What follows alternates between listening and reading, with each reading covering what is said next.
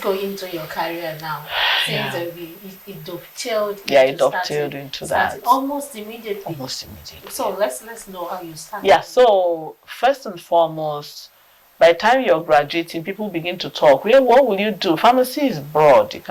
You can work in the hospital, industry, regulatory, admin, or academia, or any, or community service, community pharmacy. So I had been praying, and the only two options I had, I didn't like routine things. I want things that would challenge me. So the only two places I had in mind, I knew I wouldn't be hospital. That I knew. I wouldn't be community. Yeah, I mean, not even apart. I wanted something that would challenge me too. So I was only left with industry or academia. And then as a child of God, I prayed and prayed, and my spirit led me to academia. So while the whole class was saying, God forbid, won't come to Ife again, God forbid, God forbid, God forbid, I kept quiet. In my heart, I knew I'm going to come back. So I knew. Somehow I knew. It was tough because I was number one. All the other, by that time, the 5 of us were in the university. It was tough on my parents. It was tough on them. And it was like a pharmacist who wants to go back to school. It was one of the most difficult decisions I ever took in my life. It was. But I have parents who don't, they don't push. They express their displeasure, but they didn't push. They didn't stop you. They didn't stop. Just like when he wanted me to read medicine, they would just express, but they didn't stop me. Why would you, when you have younger ones in the university? That time, pharmacy was paying more than medicine. My license, in the 80s, I finished 83. My license could make me a millionaire in 83. Millionaire. And my dad had a friend, a businessman, who was ready to fund me to set up pharmacy business. He even came to me in Ife, I'll get you your passport, you'll be going abroad importing drugs. It was juicy. And so that I could help. That sounded good. But my spirit would not just let go. And here I was still collecting money from them to go to school. Intern. No, okay, as an intern it was even okay. As an intern I was receiving some stipend. So after internship, you will go for youth corps. So I went for youth corps. I served in the old Ondo state, which is now Ondo and Ekiti, right? So I served, part of my service was in Ibarodo, part was in Akure. And then came back, of course, to continue my master's. I just started it a bit and then continued my master's. So it was at that point now I was dependent. The internship and youth corps, I was independent of them. After youth corps, I was dependent on them. It was painful. But each time I received a job, a call, my friends would call me, to come to Lagos, and there were jobs, there were good jobs. I would lose my peace. I would just lose my peace. It was tough. I used to cry. It was like, I don't know why, but it's just, I have to do this. Maybe God destined you to be in life. So it was not easy. And then they interviewed for a job. By then, many of us did not come back. Many of the people that started, we only 1 or 2 left. Everybody abandoned the masters and went to look for better jobs. It was pain. Yeah, so actually the person that made first class, I remember they reserved a job for him in my own department, and it was between him and I. So interview held, he didn't come. Interview held again, he didn't come. So they didn't take anyone, they didn't pay anyone. So but I continued my work. At the end of the day, after 9 months, when he didn't come, they just gave me the job and paid me the 9 months. So that was huge money. I just went to my parents. Gave it to them. And it's a chunk of it. I wanted to even use it. I could buy a car with it, but I gave the money I would have used to buy a car. I gave it to them so that they could. Be relieved. And yes. So that's what I did, and that's my life. I started the masters. I wanted to go abroad. I did everything: filled forms, scholarships, took exams. What was this exam they take? Took all sorts of exams anyway to go to either US or UK. I know I was okay. I could do. My plan was 25. I would have had my PhD, at 25. So at what age did you have it? That's coming. So even to do masters in Ife was like 3 years. Before the result came out, almost 4. It was very frustrating for me. And everything I did to go abroad failed. For some reason, Commonwealth. So I finished the masters and I said, no, I can't do PhD here. So I didn't register for PhD. I continued to lecture without PhD for almost 2 years. Then I got married. So when I got married, I just took to my fate. I started doing the PhD. Okay, you were residing in your husband in Ife. In Ife. He studied in Ife too. So the rest is story. So I had my first, my second, my third, and they were all delayed. Studying in Ife was challenging. Strong university, very, very strong quality university, but it could stretch your patience. My patience was stretched for both masters and PhD beyond what I ever imagined in my life. I mean, my plan in life was to have my PhD at 25, get my professorship at 35. I got my PhD at 35, professorship at 45. 10 years. But I didn't give up. So what's the lessons in there? Because the essence of this program is to make people know that when you are on this level of challenges, this is what you should do. You said you were patient enough and you got the prize at the end. What do you think people should learn from this story that you're telling us? Yeah, one lesson is, what's your goal, your focus? I knew where I was going. I knew I was into academia. So I had my goals. It's not bad to have a goal or a dream or a vision. Without vision, people perish. I remember my PhD, 4 years I had finished. But it lasted 8 years. You have to strike here, this one here. Before your thesis will go around the university, one committee or the other, 2-3 years have passed. For what? At a point, I told the dean of PG school, I said, I don't take your degree, I'm discouraged. I really did my PhD in 4 years, to be honest. I was on the bench for 4 years and wrote up. The rest were either strike or delays that shouldn't have been. So, the lesson is, and God kept saying, you put your hand on the plow. Don't look back. So when you put your hand on the plow and you are going somewhere, do not allow delays and challenges to truncate you. Today, I have no regret. I still got to where I didn't even think I was going to get to. Yeah, 10 years. I remember as a mother, that's when I had 2 children while doing PhD. Yeah. There's only a time I took 1 year off. It's true, I took 1 year off. I don't compete with anybody. I'm not competing with anybody. The truth is that I know where I'm going, So women, you don't really have to compete. You don't have to compete.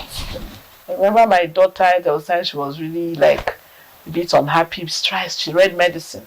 Strike must have cost her 2-3 years of life. When you're reading medicine. But God will help you to get somewhere where you will not even remember. It's like you're pregnant after having the baby. You are. So the lesson is, don't give up. That's just it. Don't give up. You have a goal, work at it. When you fall, rise up. When challenges come, overcome them and continue the race until you get to where you're going. And it helped me because almost all my PhD students, and I've only graduated one male. They're all female who have had to also battle with what I've battled with in life, either with marriage or with one delay or the other. At a point, I didn't choose them like that. At a point, I said, why is it that is this type of people that are coming to me? So it was good mentoring them. I say mentor them. So don't give up and don't compete. Take your time. Take your time. You will get there.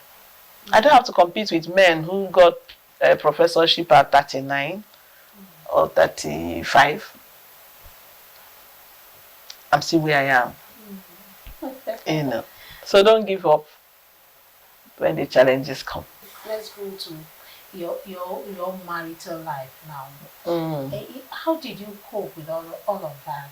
You said you were still schooling, you were working, and you have your family to cater for. And I know that your children will still be at that little age. And the challenges of taking care of children on that age is much, according to what we see outside there. So how did you cope? You must be a very, very patient woman to go through all of that. So let's learn from you. How did you cope? I won't tell you that it is easy. It's easy. It's not easy, rather. I've been a multitasking woman since I got married. Before marriage, I was free to do what I wanted, to work on my studies, to do other social responsibilities and all that. After marriage, you have to take care of husband and all that. I was already, I think it was the year I married, or it was after I married actually, I registered for PhD. So, first is marry a supportive husband. And I can never, never, never overlabor it. If you do not marry a supportive husband, you're going to have problems. So my husband already knew he's a man of God and knew I'm an academic person. So there was no conflict with respect to our career. I didn't have conflict with his. He didn't have conflict with mine. So such things should be settled when you are getting into marriage. What is your vision? Well, if you know it will not tally, then don't start. Because our coming together was purely based on God's guidance as well. But God is not going to come down to handle the marriage for you. You have to work it out yourself. So I think that was well understood from beginning. So when I got pregnant, I was going to the lab. It was even dangerous. I was going to the lab until I was 9 months pregnant before I left and had the baby. And after winning the baby, I went back to work. He would help carry the baby. He did those things. And before I could say Jack, I was pregnant. Okay.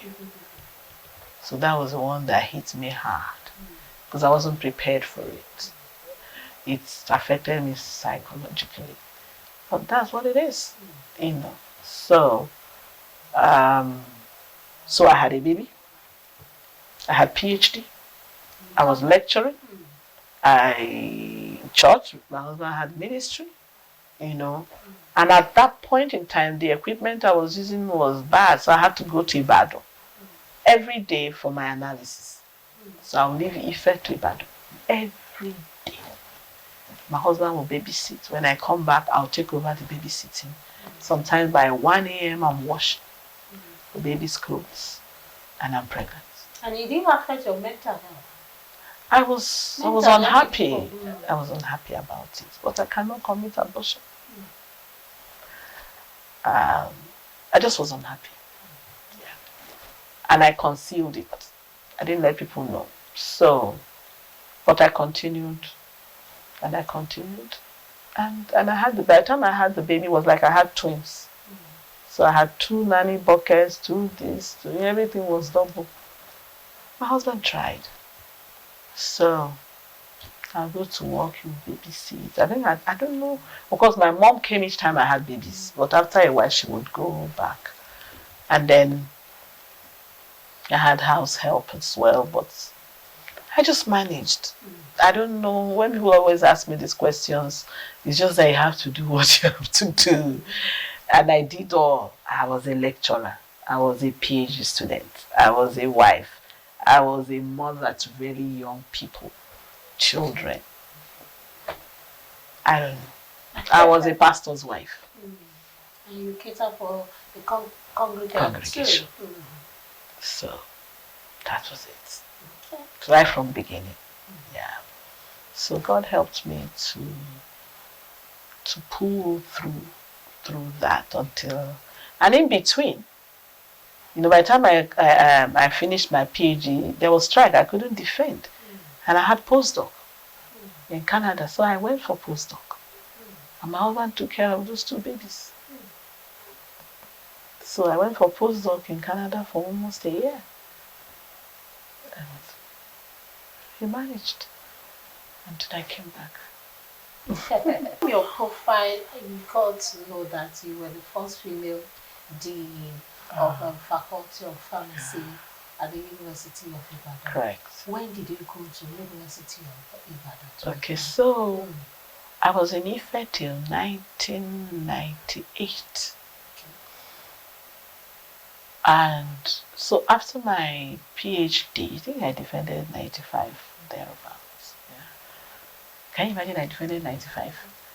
And Senate did not meet until 97. You got it 98? No, I got it 97. January.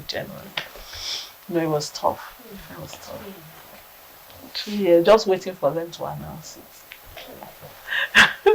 So after that, after PhD, you now begin to explore what else can I do, where do you, so there were issues of where to move, what to do, stay or not stay and all that.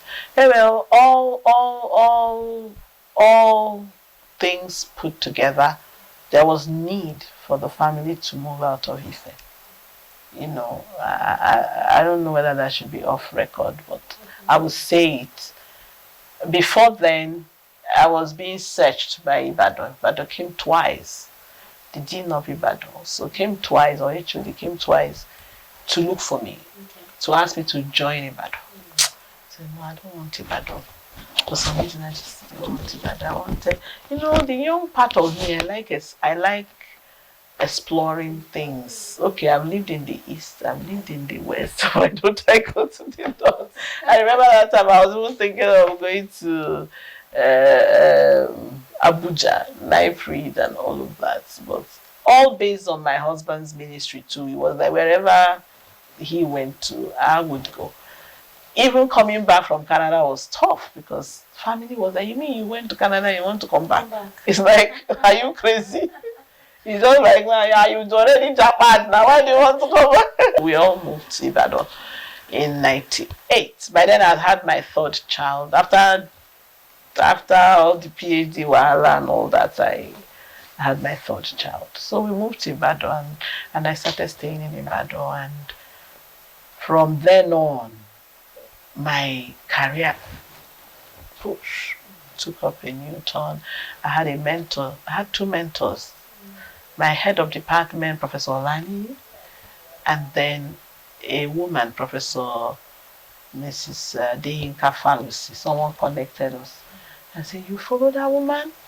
And I continued to follow her. So the hematologist professor and genetics in College of Medicine. So those 2 people were my mentors in Ibadan, and they lifted me up. Olani raised me up in pharmacy. Professor Falusi, my research. So I was always in one leadership or the other. So by 2nd year, 99, I was made a sub-dean. My career just took up rapid. It became rapid. So research, administration, academia. I began to be in administration almost immediately. It's just from 97 to 2017 when I came here. It was only about 3 years I was not in administration. I was either sub-dean, head of department, director of general studies, dean of pharmacy. Almost. And as I was doing them, I was doing my research, I was traveling abroad, I was being promoted to leader, to professor, I was still a pastor's wife, I was still a mother, still. So the adventurous side was coming out and you were enjoying it. I was just busy doing, and leadership for me is transformational. Okay. I cannot, by the special grace of God taught me as well as others transformational leadership. Any office I held, innovation and things that never happened. So like that. So I was director of general studies, and they said, how can a pharmacy be director of general studies? And a lot of innovations came there. And the day I was pronounced a professor, in my office as director, some 2 professors came to my office, and they were telling me how fantastic my paper was, my CV was viewed at their meeting. They said, look at what, I remember one saying, look at what the Oyimbos are writing about her. That's about my work. And then one of them said, do you know, it never occurred to me. You are the first pharmacist, female pharmacist to be a professor in UI. I didn't know. But that professor pointed it out to me. From then on, everywhere I was first this. I never set out to be first anything. I would have done my work, and they would say you are the first. So I became the first female pharmacist professor. So of course, it was natural for me to be the first female pharmacist to give inaugural lecture. It was normal for me to be the first female. It was not normal. Anybody could have been anyway, but I was made the first dean, female, and I did it twice. And by the time I was even in UI, I was a fellow of an Academy of Science, the first female Nigerian professor to be a fellow of Academy of Science, fellow of African Academy of Science, the first female Nigerian inducted. This year we're going to have this. So like that, I wasn't really set out to do all those. By the time I came here as VC, the PRO of the university said, do you know you are the first female UI VC to become a UI professor, to become a VC? I don't look at those things, but I just do, and then they happen.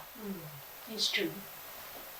And I can just give all the glory to God, But I try to work hard and transfer. So that's how I came to UI. We moved to UI, and with help of collaboration, good mentors, I had good mentors, at least those 2 mentors.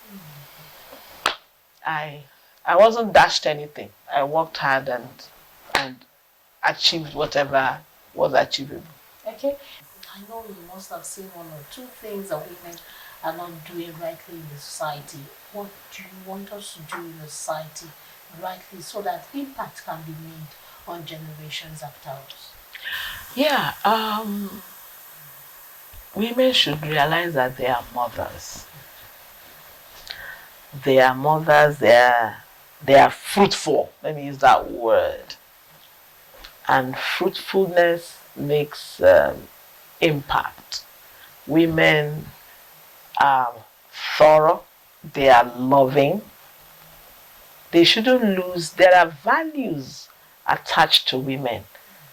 They know how to take care of children, of their babies. They're caring. So they should use those attributes to bless whoever is with them, around them, lives with them, works for them.